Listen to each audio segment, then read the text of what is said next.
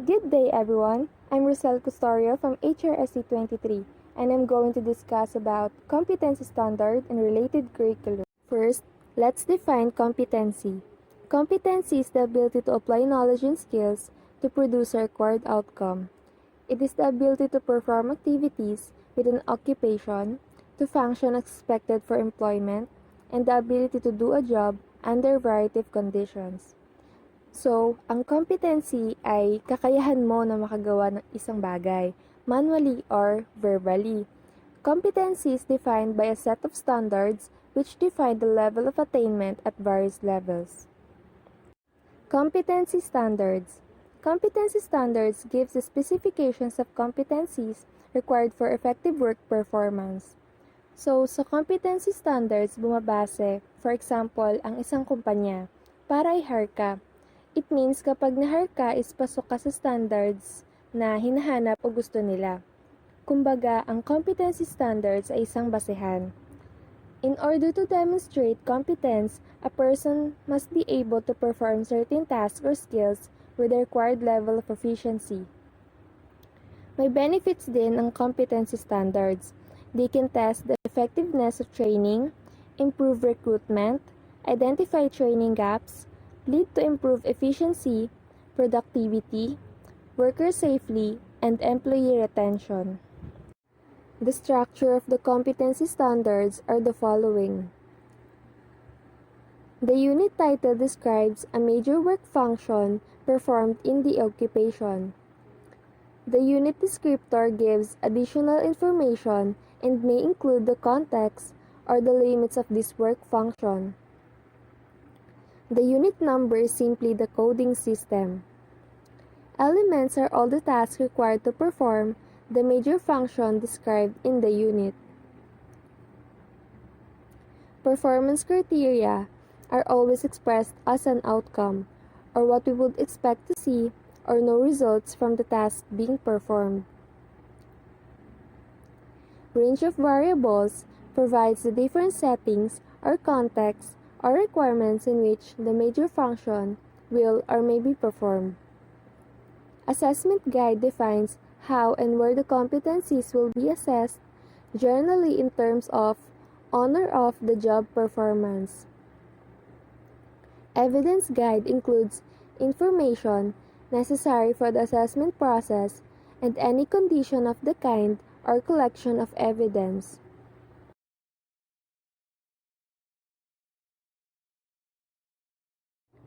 Related curriculum.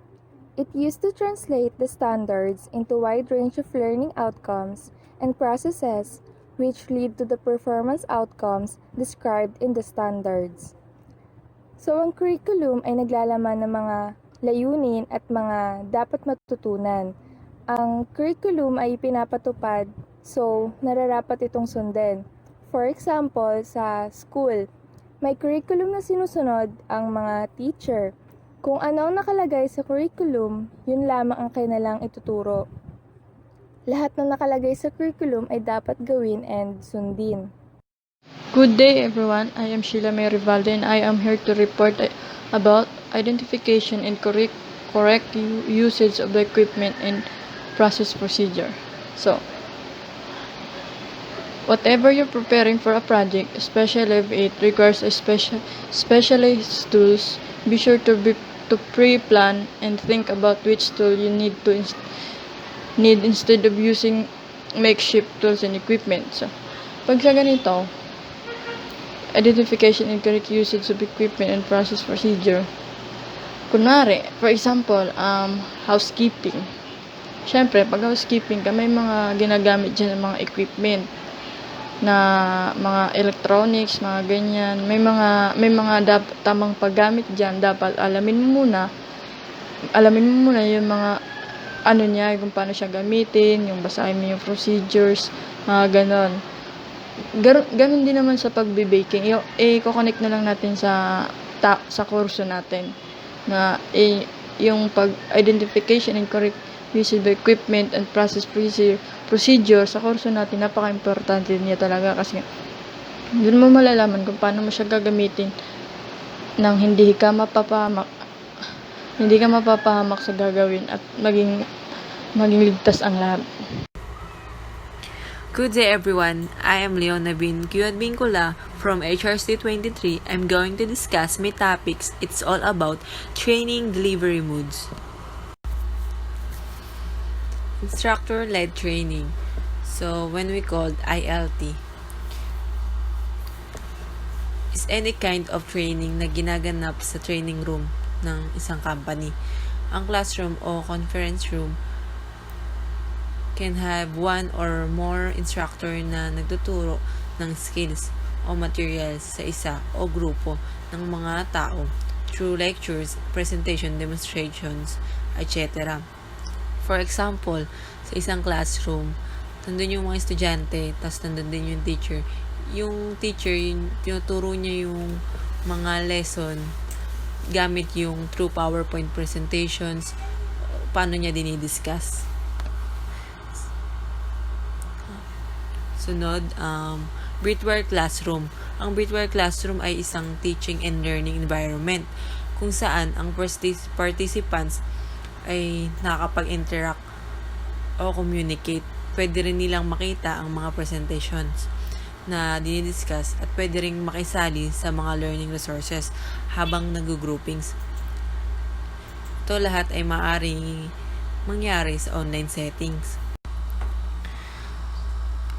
E-learning. Ang e-learning, ito ay uri ng pag-aaral kung saan gumagamit ng electronic technologies para maka-access ang educational curriculum sa labas ng karaniwang classroom. Kadalasan, ito yung ginagamit online courses, program, or degree. For example, yung sa Moodle, doon tayo nag-online or nag-open para makita natin o malaman natin kung ano yung gagawin natin na module na lagay o naka-assign sa atin na kailangan natin gawin through Moodle. So, mobile learning. Ang mobile learning ay ang pag-aaral na gamit ay ang sariling tablets or smartphone para masagutan o makita ang mga learning materials gamit ang mga mobile apps, social interactions, at online educational hubs. Ginagamit ito para makapag-aral ang mga estudyante kahit saan at kahit kailan. For example, yung ginagawa natin ngayon, online learning, kung saan ito ginagamit natin yung laptop, cellphone, or tablets. Dito tayo nakakapag-aral o natututo kung ano yung tinuturo ng mga teacher sa atin. So, gamit ang cellphone, dito rin tayo makakapag-search ng kailangan nating malaman o matutunan basta may internet or load ka lamang. Blended learning. Ang blended learning ay isang approach ng pag-aaral ng kombinasyon ng online educational materials at opportunities for online interaction na gaya ng ginagawa sa classroom. Ito ay may presensya ng guro at estudyante, ngunit kailangang i-control ang elemento gaya ng oras at lugar sa pag-aaral. For example, dati gumagamit tayo ng books, tas pupunta pa tayo ng library para masagutan yung mga assignments natin. Sa books tayo maghahanap ng sagot. Mas mahirap lalo na pag makapal yung libro. Pero ngayon, hindi na, mas madali. Basta may gadgets ka lang kasi search mo lang sa Google tas may lalabas na agad na sagot.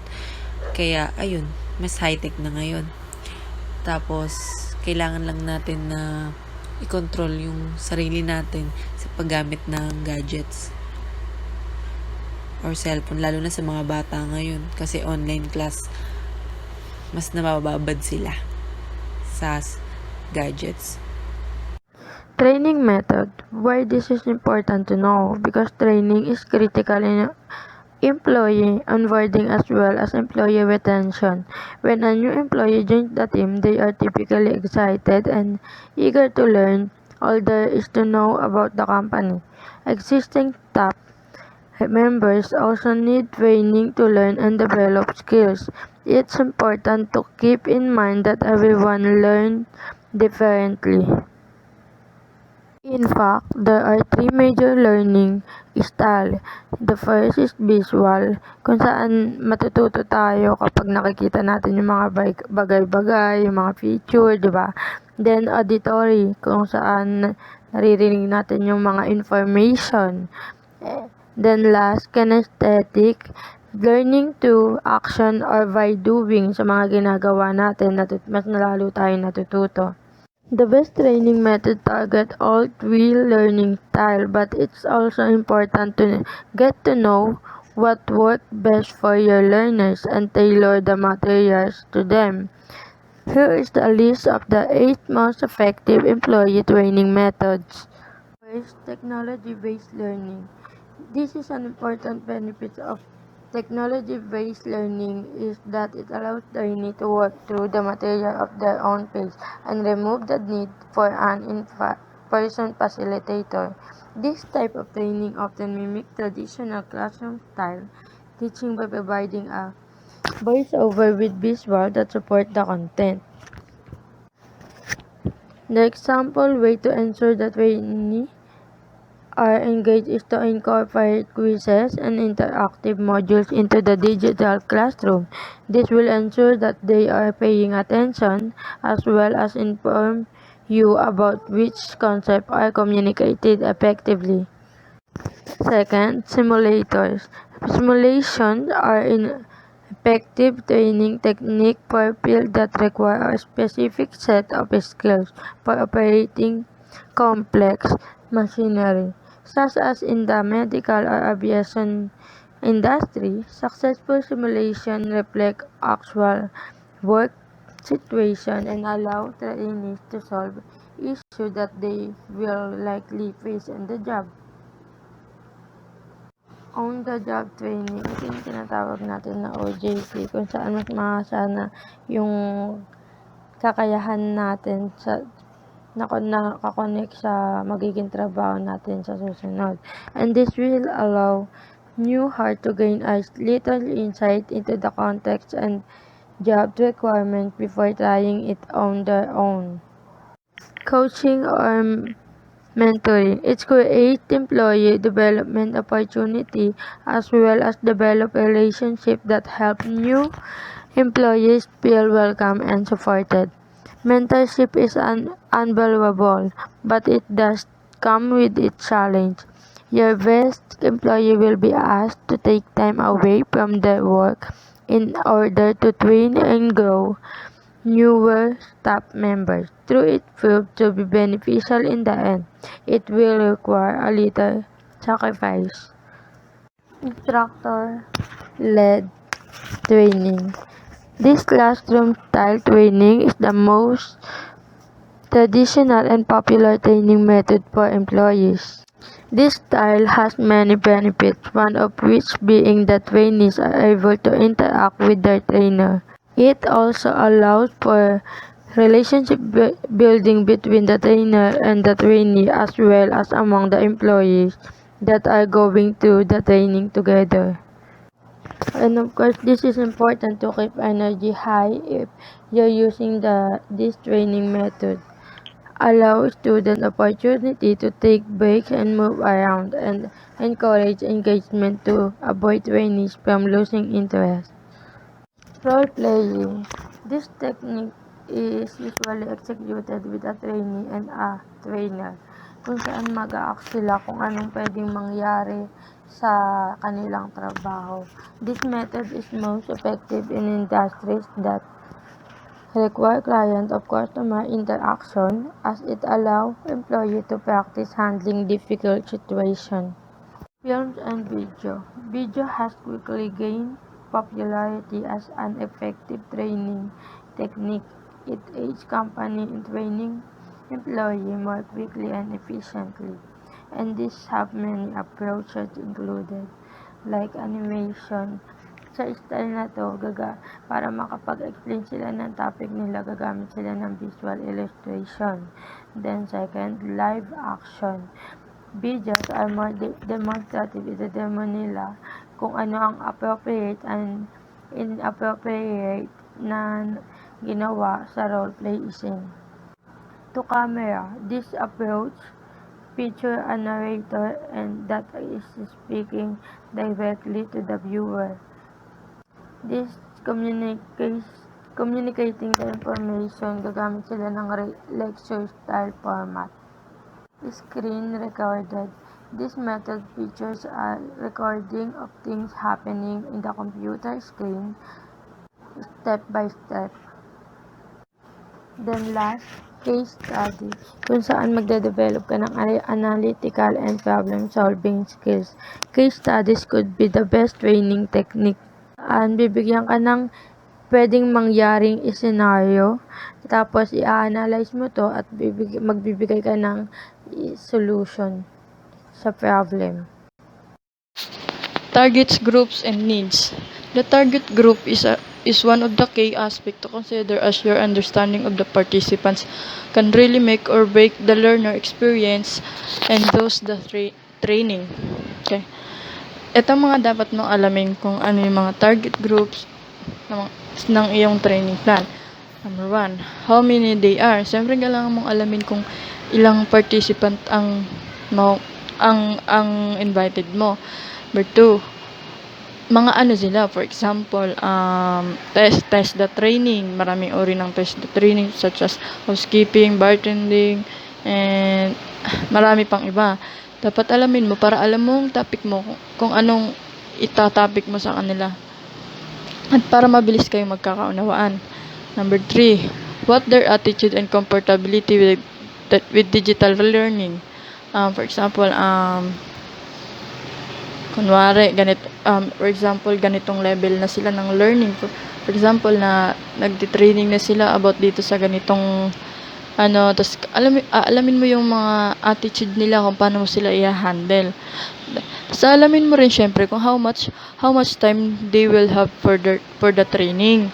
Siyempre alamin mo kung ilang oras yung i-spend nila para alam din nila kung magtatagal ba sila at para alam mo rin na sa ganitong oras may matutunan na sila. Next one is that alamin mo din yung topic ng training mo. Yun yung sinasabi ko kanina kung tungkol saan siya. Next is yung may dagdag info ka dapat about dun sa mga topic nyo. Last is dapat alamin mo yun, yung kilalanin mo yung mga participants mo. Dapat kilala mo sila, yung eye to eye ka talaga sa nila para lalong mo silang makikilala. Sa pag ganitong uri ng needs, dapat may goal ka kung ano dapat matutunan nila sa ganung araw. Dapat magsiset ka ng goal mo para yun yung pupointin mo yung about dun sa goals mo. Recognition of current competencies. What is competence? Ang competency is yung katangian at kakayahan mo na mai-offer mo sa iyong trabaho or papasukang trabaho. Mostly ng mga company ay may mga specific silang competency na hinahanap para sa isang job position. Example neto is kunyari, applying ka for promotion to HR manager. May ibang company na ang competency ng HR is human resources knowledge, commitment to ongoing HR learning, communication skills and human resources, critical thinking skills, an ethical approach for human resources, at human resources organizational skills. So yan, bago ka ma-promote at mag-apply, make sure na yung core competency na yan ay meron ka para ma-fulfill mo yung nasabing position. How is current competency defined? Current competency describes a person's ability to perform to a satisfactory level in the workplace, including the person's ability to transfer and apply skills and knowledge to new situations and to achieve agreed outcomes. Dito sinasabi na yung ability ng isang tao na makakapag-satisfy sa kanyang trabaho, kung ano yung ambag niya sa kanyang pinagtatrabahuhan. Dito din sinasabi na yung kaya mo ma-apply yung mga kakayahan at kaalaman mo sa mga ibang bagay. At yun lamang po. The four aspects of competency are task skills or the requirement to perform individual skills. So ayun nga, para masabing competent ka, dapat meron ka neto.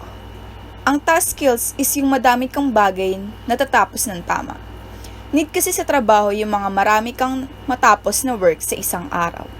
Pangalawa, task management skills or the requirement to manage a number of different tasks within the job. So dapat sa mga trabaho at mga task mo na nakaareglo ang mga gagawin mo. Dapat may arrangement ka sa timing ng paggawa mo. Hindi gaano recommended yung pinagsasabay mo lahat kasi may tendency ka na malito ka sa work mo. Pangatlo, contingency management skills or the requirement to respond to irregularities and breakdown in routine.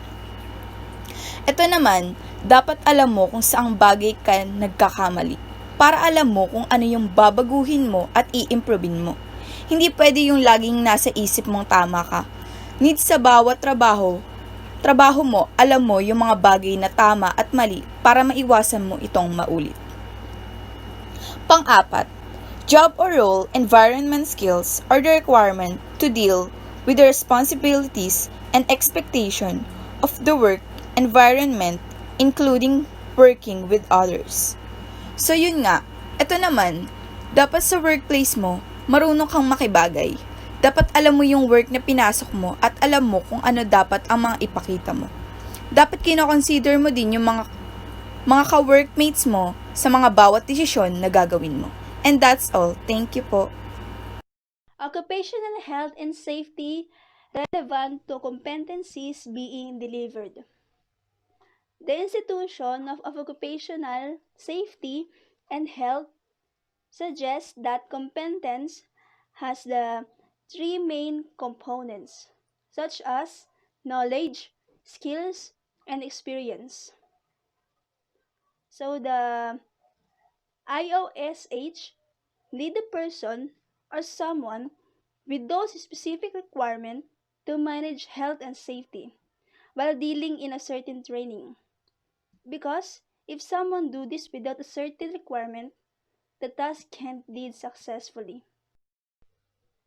Knowledge covers familiarity, awareness or understanding gained through experience or study. In health and safety, it includes knowing things such as what hazards and how they may affect people, and how health and safety law applies at work. So, knowledge is very important to a workplace. That's the majority of the companies give a training session on their employees.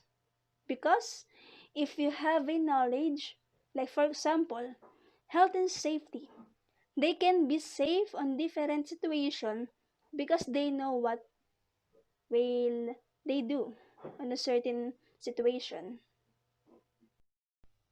Skills are abilities that have been gained or developed through training or experience. They enable someone to do practical things like for example, a risk assessment or a workplace inspections. So, skills is the another requirement because if you have this, you can do a certain task and a higher chance of success. Experience. It is a result of observing, encountering, or doing something. People gain experience where their knowledge and skills are tested in practice and learn as a result of their actions. So, experience is important because if you have a lot of experience, you have an idea to uh, make a certain task or solve a problem by your own knowledge. So, this can be the reason to make a certain task finish on time. Competency-based safety training. Approach means that course design is focused on identifying key performance outcomes, delivery of necessary information, and preparation needed to empower the learner to reach those outcomes. So, competency-based safety training approach those focus on important information and preparation to improve the skills and knowledge of the learner and to make them able to reach their goals and expectations.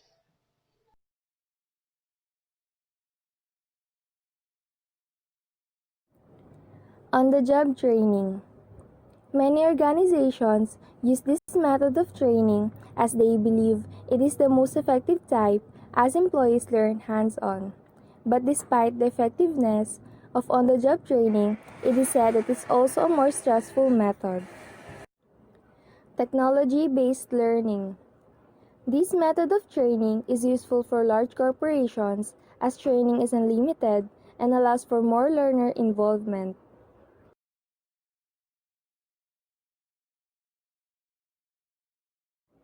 Coaching or mentoring.